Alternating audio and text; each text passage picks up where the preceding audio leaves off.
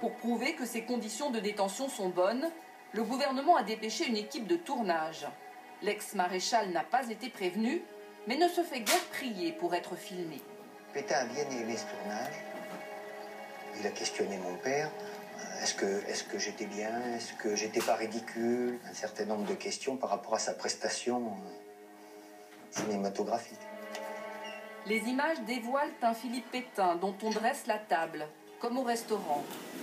Pour les besoins de la propagande, la réalité a peut-être été un peu enjolivée. Pétain était très heureux que mon père vienne filmer le repas.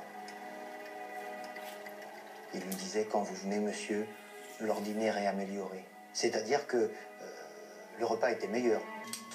Le film est monté, une projection organisée à Paris avec le ministre de la Justice.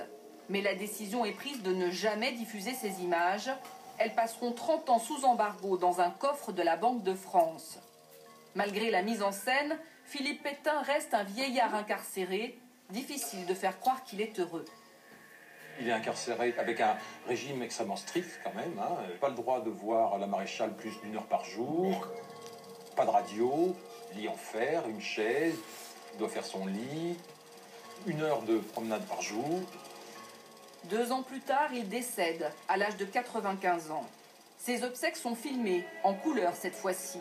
Près d'1 millier de personnes y assistent, des représentants de l'Église, d'anciens poilus, quelques députés d'extrême droite.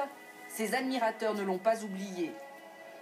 Aujourd'hui, Philippe Pétain repose toujours sur l'Île-Dieu. Sur sa tombe figure le titre de maréchal qu'on lui avait retiré lors de son procès.